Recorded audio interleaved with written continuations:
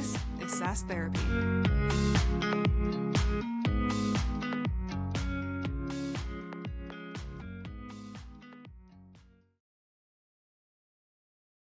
Hello, everyone, and welcome to another edition of SaaS Therapy, the show where we help you save your most important business relationships, your customers. I'm your host, Todd Kirk. I'm joined by my co-host, Casey Trujillo, and we have a longtime friend who is joining us on the podcast for the first time.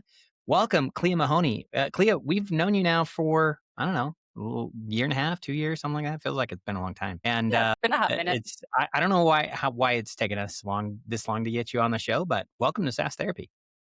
Yeah, thank you so much. Really excited and honored to be here. Again, y'all crush it. I wasn't just singing your praises on LinkedIn to try to get on this show. That was just a happy little coincidence that happened. I've learned so much from the episodes. I just shared a bunch with my team as like the highlights on my mind. And I feel like you guys are really leading the charge in educating us about what education can be and should be. So I'm really happy to be here. Well, we all we can say is that we just repeat back all the smart things people like you say. So thank you. We'll take the credit. Woohoo, Todd, we did it. We're a mirror. Yes. Give everybody a little bit background about yourself, your role, what do you do, who do you work for? Let people know kind of a day in a life of what you're doing. Sure. Right now, I lead the small but mighty customer education team at Roost. It's a software platform dedicated to automations for the MSP industry, so managed service providers. Like, I know we're all automating our own stuff. These folks, our customers, are automating things for their own business and then all of the clients they serve. So, like, hundreds of different companies where they are, the technical experts managing the hardware, the software, doing all the things, working in automations to take care of the mundane and focus on the more interesting stuff. So very complex platform. I can go more into my background there, but I'll just say for anyone listening, I think more often than not, a lot of us feel imposter syndrome, and that's very much me too. And me in my entire history. So before I did customer education at Roost, I did various training jobs. It all kind of started when I was fresh out of college, not going to name the year, but I worked for a heating and cooling distributor. I had a French degree, no idea what I wanted to do with it. And at that heating and cooling distributor, I showed someone how to attach an Excel spreadsheet to an email and send it to me, because they were sending me faxes every single Friday and I was That's sick of awesome. walking to the fax machine. So like I was never, a coder, developer, computer science trained, but I love helping people learn technology and use it to accomplish something that they either didn't think they could do or didn't know they could do. Always I love something new that. to learn. Clea, if I could, I want to ask one of the things that it's fascinating to hear how people kind of ended up where they are with their careers. And one of the things that I noticed, just even if you go look up Clea on LinkedIn, you'll notice her profile. A lot of your background was in internal education and in higher ed too. And so like this path of how you landed in customer education, like, how did you get there? And I'd be curious to know if you noticed anything different being on kind of both sides of it, from like, I'm supporting employee education versus now I'm supporting customer education. Yeah, absolutely. And that's a really good question, and one that I don't think I've been asked before, or if I have, it's been a while and my story would probably be different. So a lot of what I've done in my career, I just didn't know it was a thing. So I didn't know I could pursue it. Probably if you had told me about customer education when I was working as like a trainer, Canvas learning management system administrator, trying to get faculty to build courses in the LMS, I would have been like, customer education, that sounds too salesy, or it sounds like software training, and I don't love software training. Yes, I'm a Canvas administrator, but I'm teaching how to teach online, and it just happens to be using this tool stack. So I think I had different misconceptions on what training for different audiences means. But after having done the thing in higher ed for a few years and then moving on to do corporate instructional design work, first as an instructional designer at Automatic, doing internal training for customer service reps across 4 different brands like WooCommerce, WordPress.com, Tumblr. That was the most fun division that I got to work on. And something called Jetpack that I still don't fully understand. That was a lot. It was really hard. I learned that back then, like, because it was just me, I didn't want that. I wanted a team. So then I found a team. Two folks that I still admire and respect greatly brought me into their company thinking, you'll be a great fit. I was not a great fit. I only lasted 6 months. It was more of a project manager role, which is not my passion. And it was at a company where I'm trying to say nice things. We just had very different cultural feelings. And I learned that I don't want to do internal learning and development training that's like compliance driven. Like, Hmm. go take these Amen. 47 courses, go prove that you did it, go Yeah. click through hours and hours of articulate storyline videos just because we have to prove that you spent a certain amount of time here. Some folks love that, so I don't mean to knock it. But after that, having kind of failed, quote unquote, into instructional design corporate jobs, which is what I thought I wanted, I really did some soul searching. And based on that, customer education came up. I'm like, okay, what do I love about learning?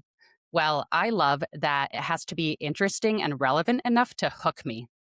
And I thought about my experience and a lot of different online trainings or courses that I naturally gravitated to because I wanted to learn, say, Notion, how to create pages and databases and that kind of stuff. Or I love these little moments of delight when I'm going through a new tool and there's like a guided walkthrough experience.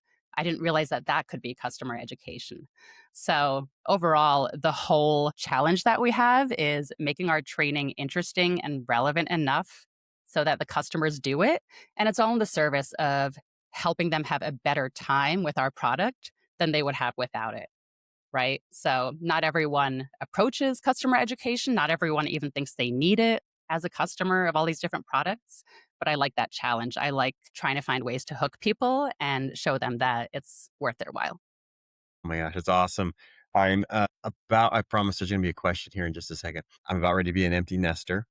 So just me and my wife. Aw, So we have a little bit more time. So I started to hit this phrase that Todd tells me all about. It's called Netflix and binging. And so, I'm doing some binging. It's actually on Prime.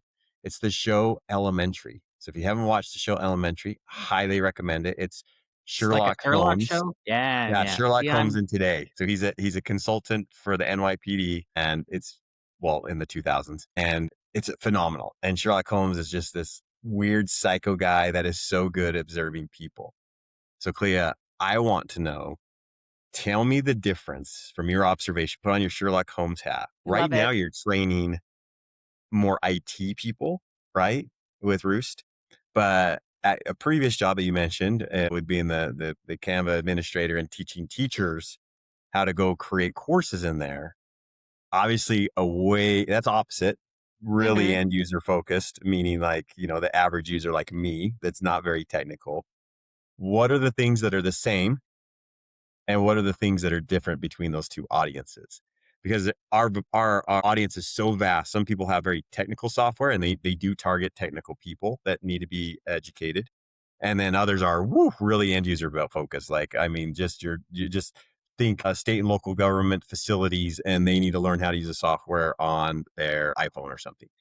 What have you seen that's similar in those two audience, and what's maybe some differences that people should be aware of when you're thinking about engaging and trying to help people be curious about this technology and change their behavior with technology? What are some similarities and what are some differences? Another great question. I knew I was coming on this podcast for a reason. Like, you guys asked the best questions. I also wanted to be a detective when I grew up before I learned about law enforcement and was like, nope, that's not for me. I was the neighborhood Nancy Drew putting together little mysteries for the kids to solve. So I will also say that we have this challenge at Roost too. We're trying to make the platform more accessible to less technical people because, yes, right now, primarily, the power users who are in there building automations, whether they're doing it by themselves from having those prerequisite coding and building skills, or whether they learned it from us, which I'm very proud of because I had to learn it. I was hired as a trainer.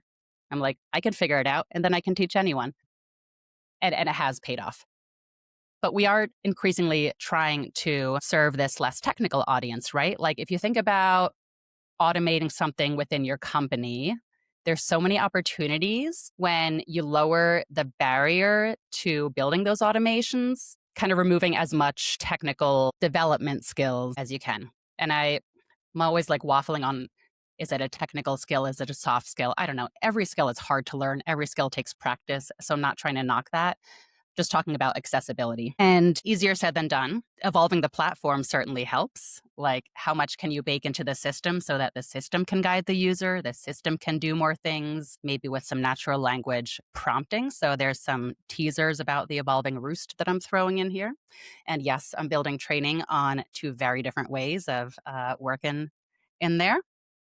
But it comes down to just detective skills, knowing your audience. I try to meet with customers. Back when I did faculty training, I would sit down with faculty. This was before I went online. I had a little office at the digital studio at NYU. I loved it because it was in the library, and because I like to learn, I have a master's in library science. It was before I knew about instructional design. But yeah, dream office, and I think fondly of those times. Because it wasn't until I actually sat down with some of those people that I was trying to train and I saw them try to do things where I realized they had very different technical skill sets, knowledge, capabilities. So I think the challenge, and I think this is something that I really admire about Brainstorm, is you are trying to meet the user where they are, not condescend down to them, and not make education so incredibly complex and daunting that they're like, nope, checked out before I even begun. This is overwhelming for me. I can't ever possibly do it. And that's really hard to do when you're trying to serve such a broad audience.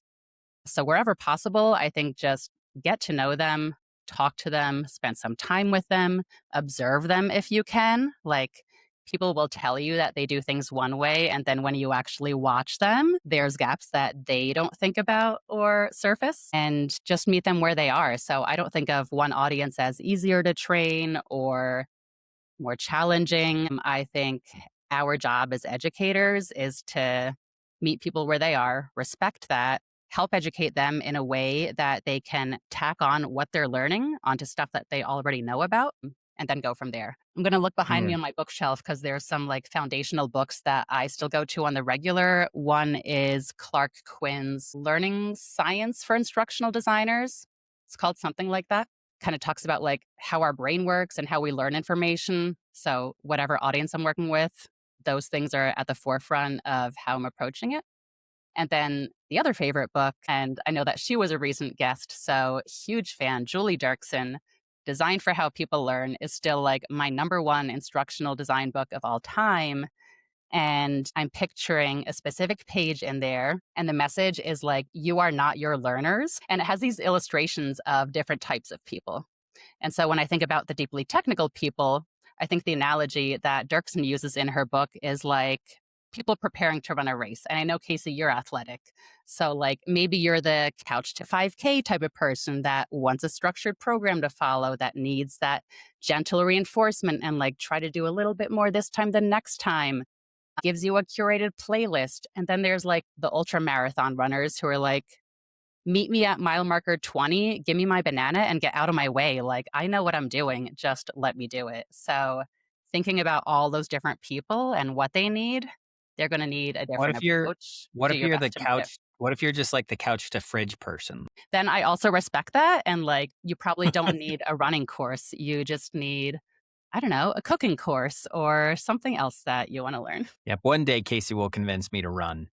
Maybe. No, it's never gonna Yeah. happen. But Yeah, I used to Clea, run. I did a few half marathons before moving to Colorado and discovering altitude, and then also having a mm, baby. So I run after the toddler now. That's the extent of my run. yeah, there it is. So good. Clea, there are some really good nuggets in there. You know, I'll share an anecdote that I think is really fascinating. So back, it's been a hot minute now, but I used to do a monthly webinar that had like 10,000 people who would attend it every single month, and we would come and we'd pick a topic that my audience really cared about. And this was back when I did a lot of work specifically for Microsoft. And we had surveys at the end of every single event that I did.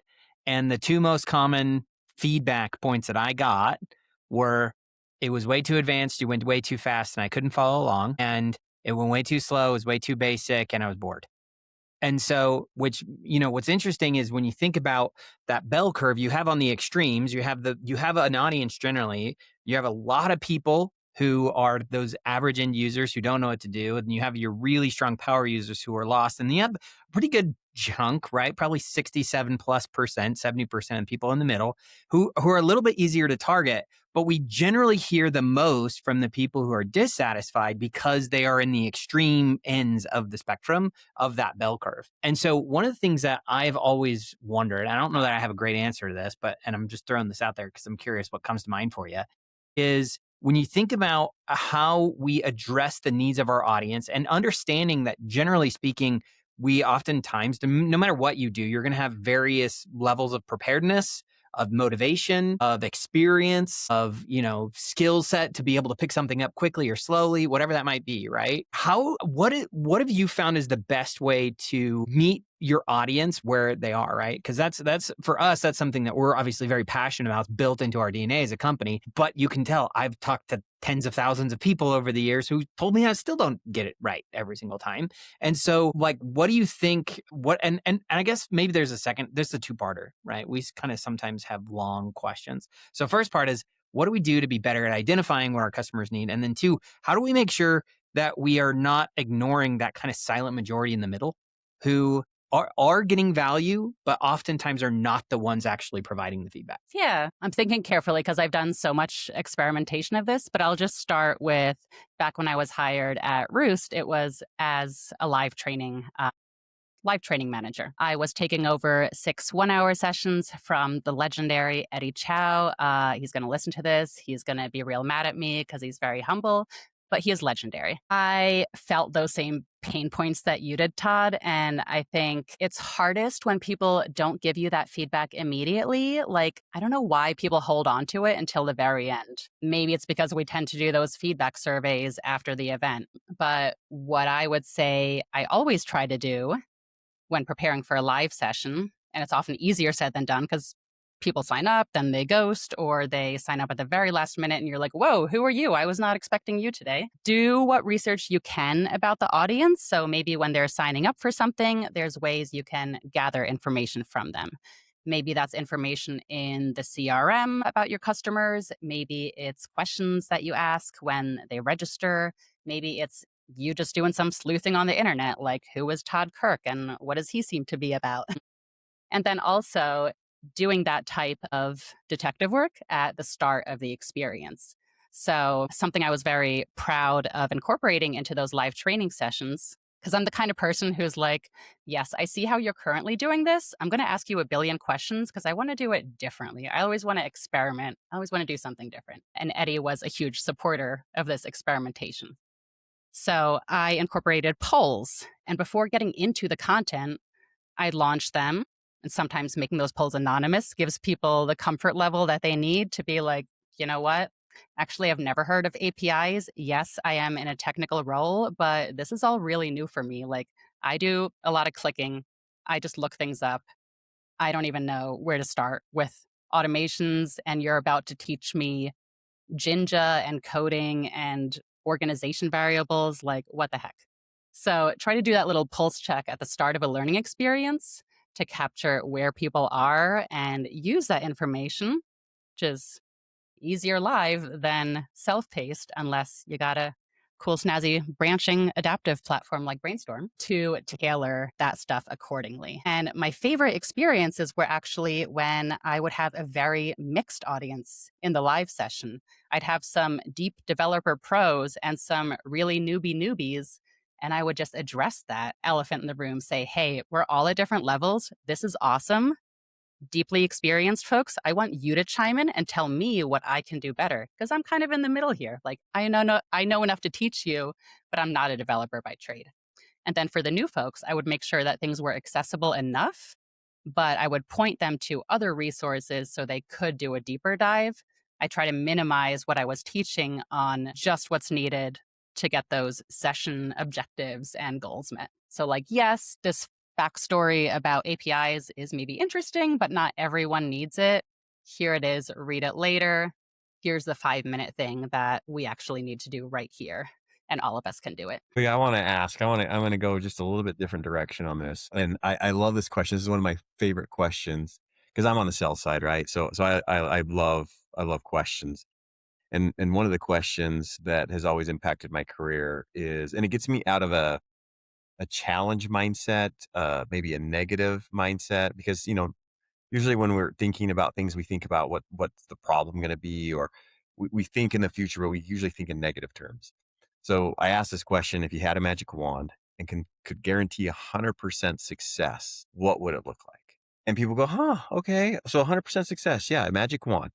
Don't think about today. Think about what it would look like, and 100% success. What would it act like, feel like, be like? So, Clea, out there in the customer education world today, the number one thing that guarantees, actually guarantees, has a high likelihood to impact a customer and keep them renewing is certifications. At the same time, it's been argued that those companies that have people go get certified, they're going to love your product no matter what. They're already love your product. That's the reason why they went and got certified, because they love your product. So are you impacting a positive account that's already going to be positive? So the question is, if you had this magic wand, 100% success, what would be the customer education metric that you would really want to base what you do on, knowing that you would have 100% success? Would it be customer education led to monthly active usage? Customer education led to quicker onboarding? Customer education led to whatever? What would be the ideal? I'm not saying that certifications aren't, you could just answer certifications. But if you could have your dream metric and know that you could show this easily, it's not even hard for you, it would just come up, what would be that one? Someone made a post on LinkedIn asking this comment of like, hey, I've just taken over a customer education team. What should be a metric that I should really shoot for? And there's a bunch of great comments. What would be your number one? It's a great question. I'm going to hold you in suspense as I get a quick water refill. Okay. Okay. All right. That's perfect.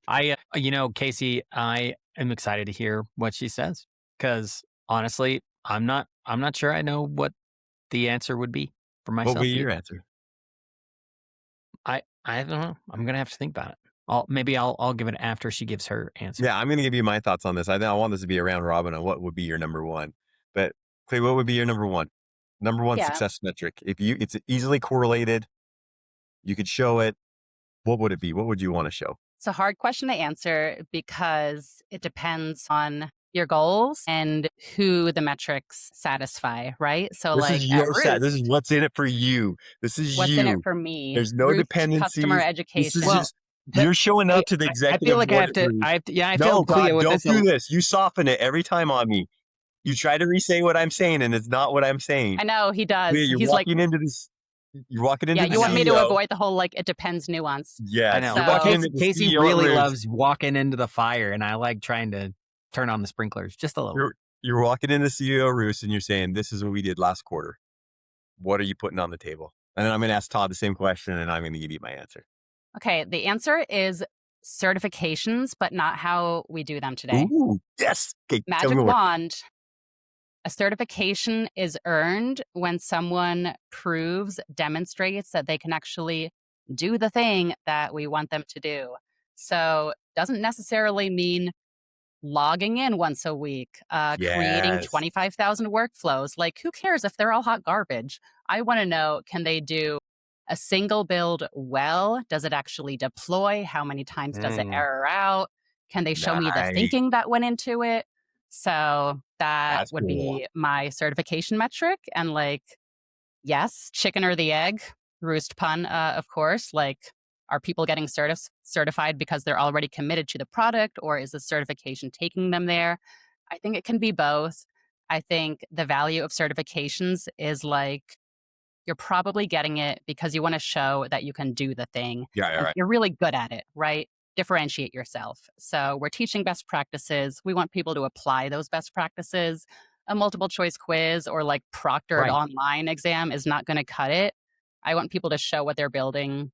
We review it, experts review it, all of that. Okay, that's one of the top 5 answers we've ever heard on our podcast.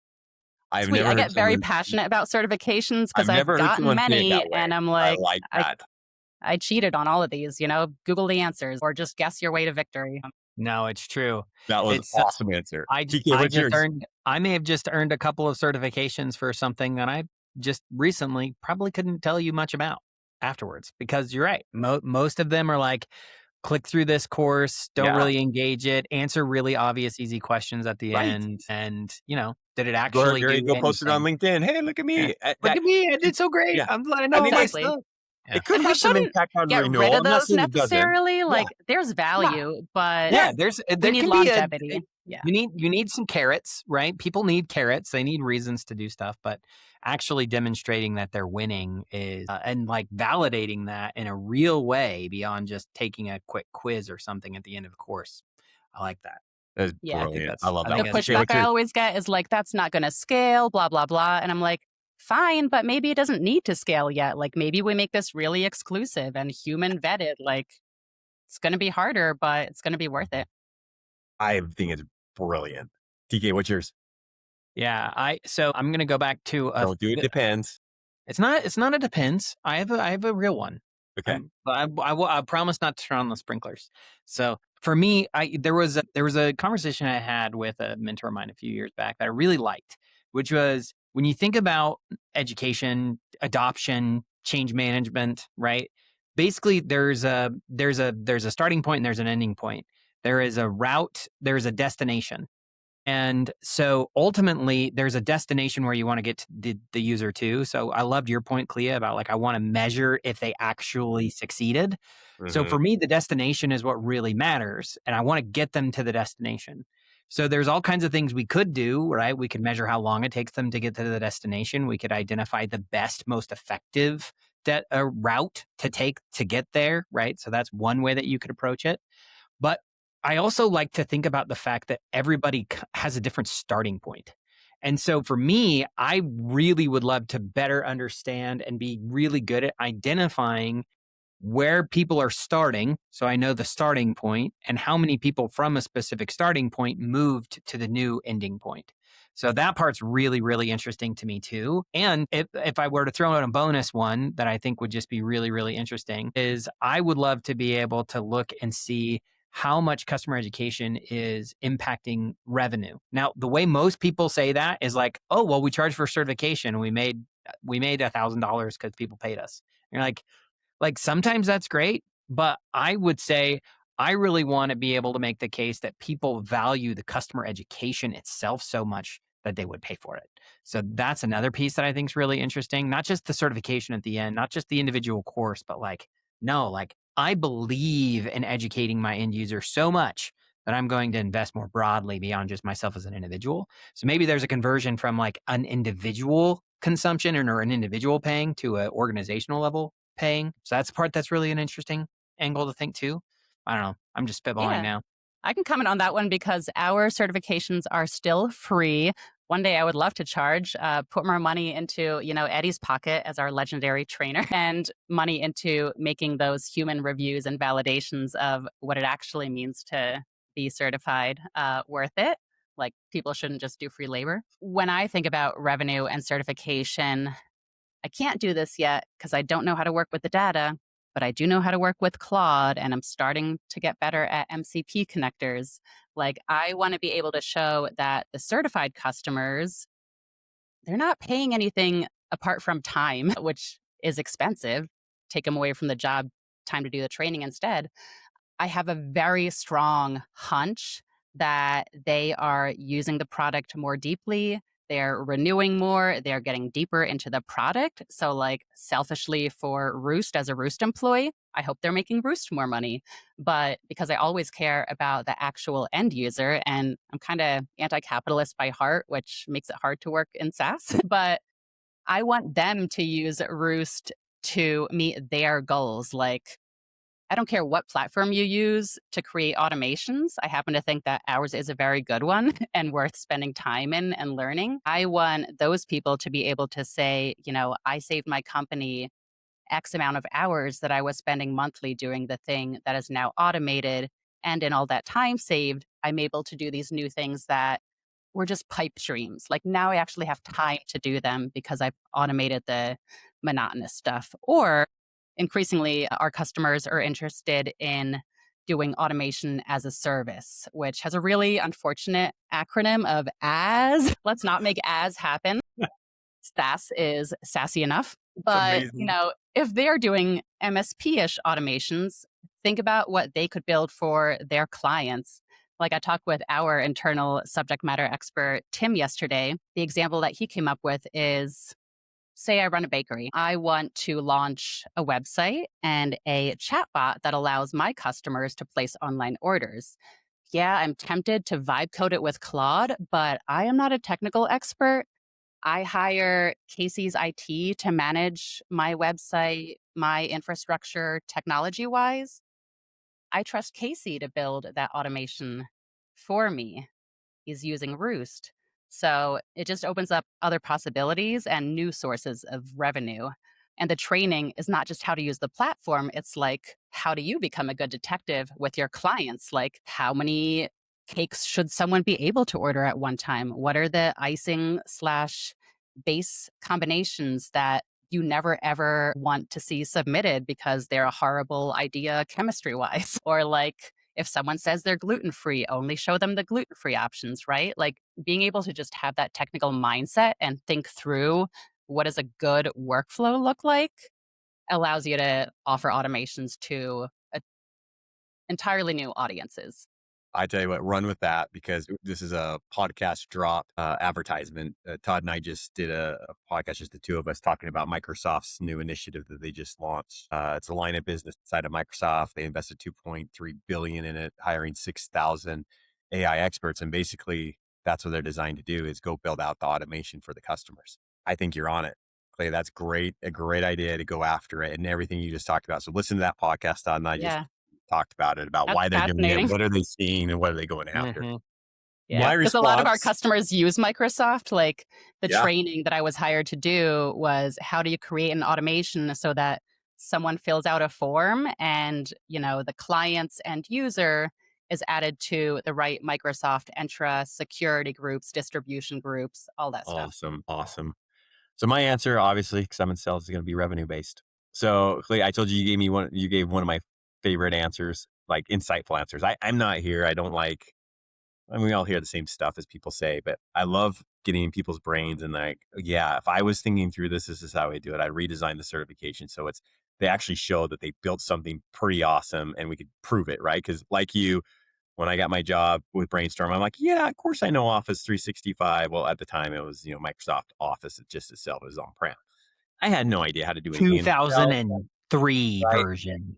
Took a college He's course, so of old. course I knew Yeah. how to, whatever. I had no clue, right? And then I meet Todd Kurtz and other people at company. I'm like, wow, those guys know how to use that, right? So one of my number one answers ever on this show was from Maria Manning Chapman. I'm saying her name right, right, Todd? You are. From TSIA, and she's been in this market forever in customer ed.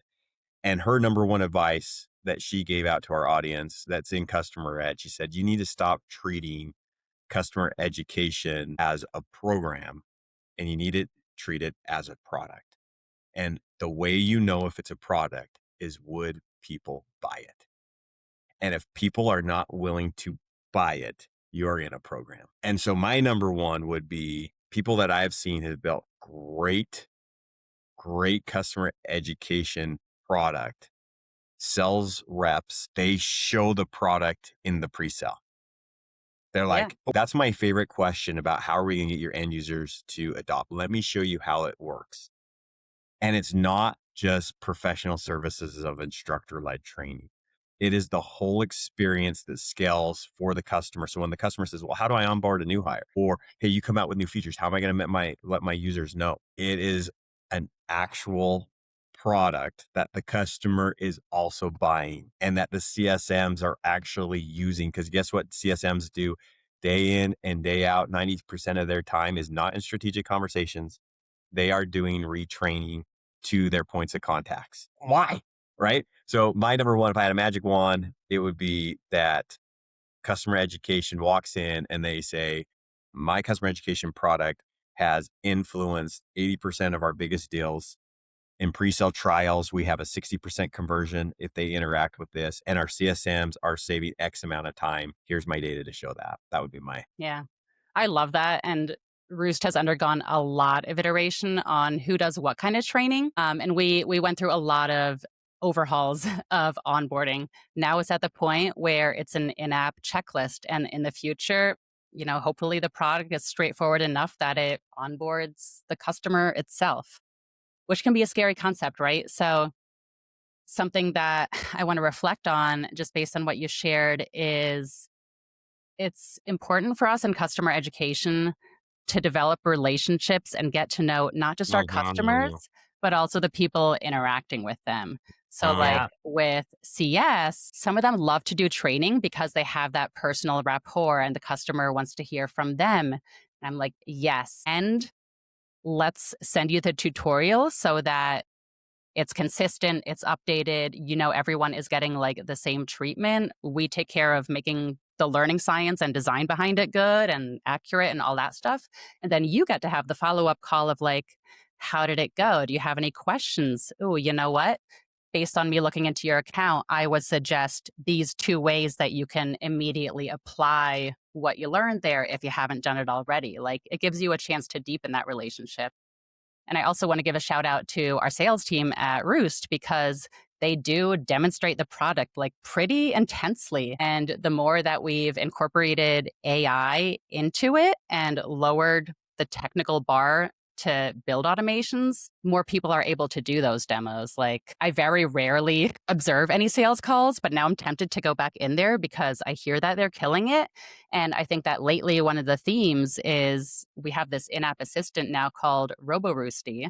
You just open that up, explain your tech stack and what you want to build, and like live in, 10 minutes, 20 minutes, depending on how complex it is, it can just build that thing for you in a demo environment using the customer's actual tech stack.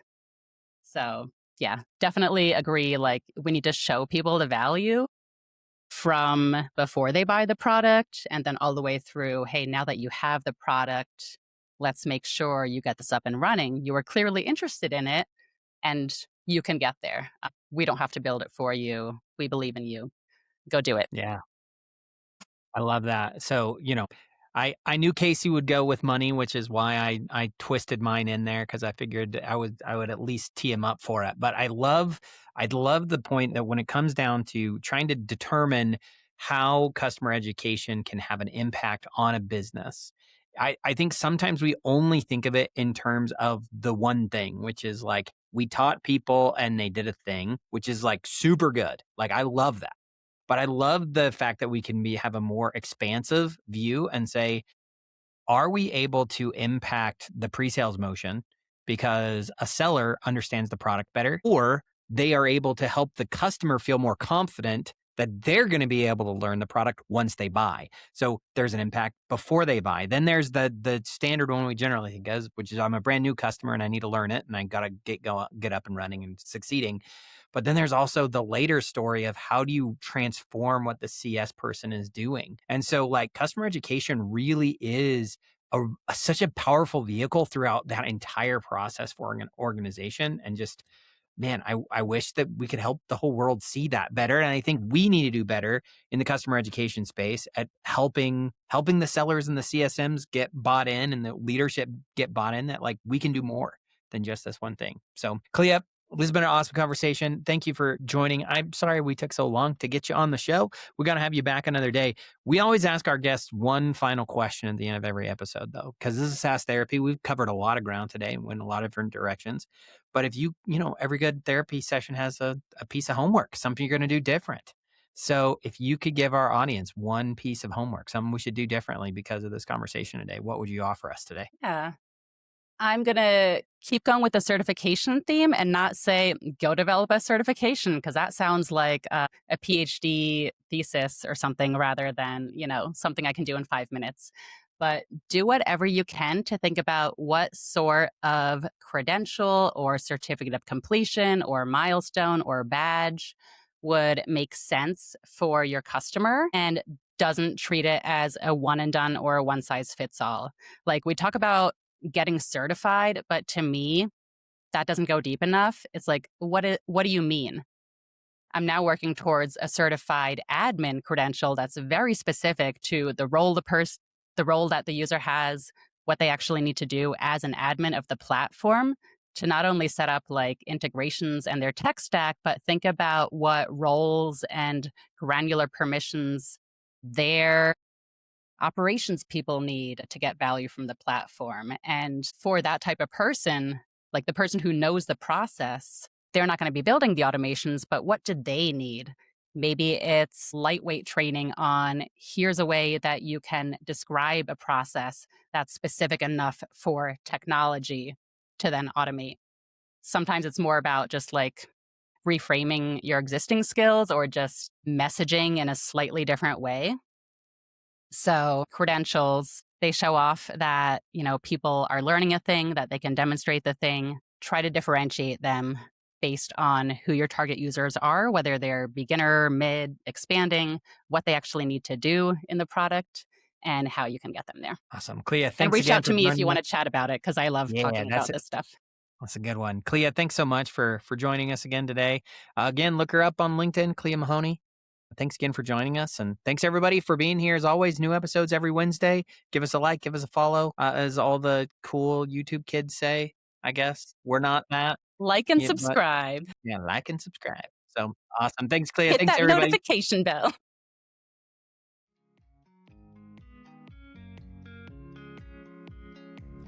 SaaS Therapy is brought to you by Brainstorm, the SaaS platform for SaaS adoption. Learn more at brainstorminc.com.